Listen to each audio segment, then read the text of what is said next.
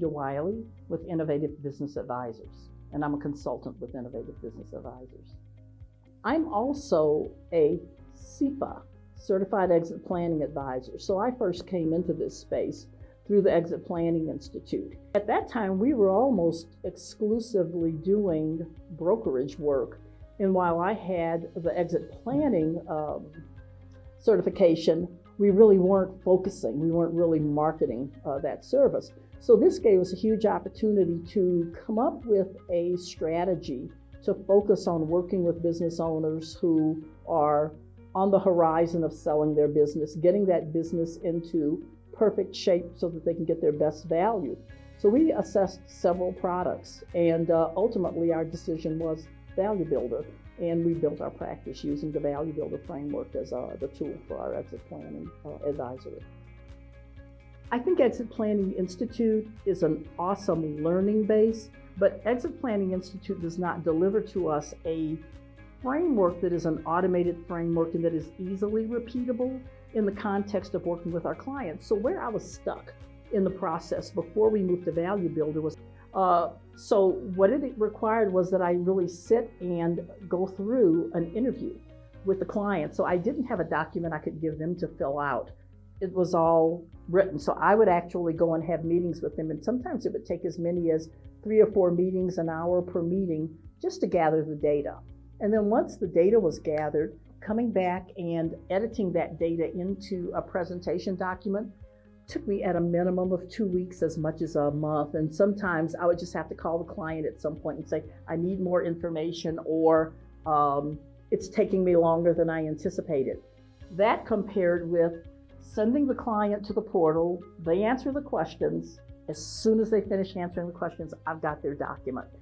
15 minutes, 30 minutes at the most, and then I go back to present it. So we're talking weeks of work compared with minutes of work in terms of going from the manual forms I was using initially to the Value Builder framework and the portal specifically.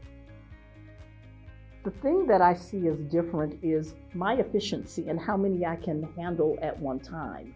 The fact that I've got a framework and a structure, the fact that I begin with my clients in the context of the framework and structure, then if the client has very specific needs and I need to tailor, I have tools that I can bring on board to tailor.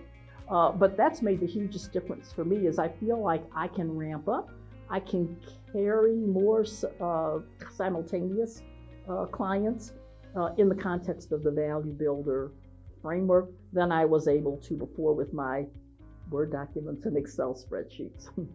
It's the monthly mailer, sometimes bi-monthly mailer, that sends a compelling story out to our clients and really makes them think about where are they in the process. Are they ready to sell? It doesn't really sell Value Builder. It's more of a thought-provoking process. And as a result, we put a lot of our clients who were in our prospect group onto the nurture cycle. And that's how we got started with Value Builder.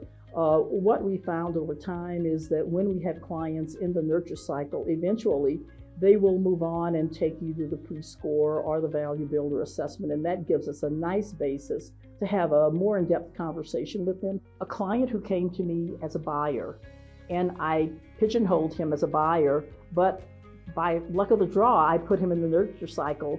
Because I put him in the nurture cycle, he became very interested in what I was doing in the consulting arena. He had a need that I didn't know. And had I not put him in the nurture cycle, I never would have known that.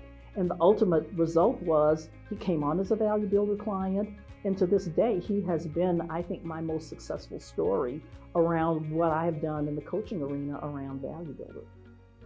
That we start with the framework, we discuss the framework, we discuss the 12 modules, and a couple of them are repeated, and we take a look for that client and look at order. How are we going to sequentially work through these models? What makes sense for this specific client?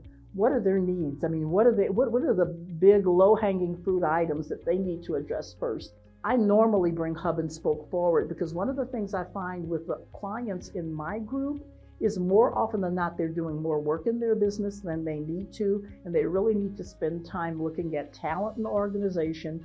What are they holding on to, and how can we get them to the point that they're letting go and really managing the company, being CEO. And why that's so important is we'll get into value builder, and I learned this up front with some of my early clients, is we're into the early modules and they want to cancel the meeting. They want to delay the meeting. They want to reschedule the meeting because they're not ready. And that's the biggest indicator to me that they really are not delegating well, and they're not acting as the CEO of the firm. They're acting as a worker bee that disallow them from taking a step back, looking at the business as a whole and growing that business.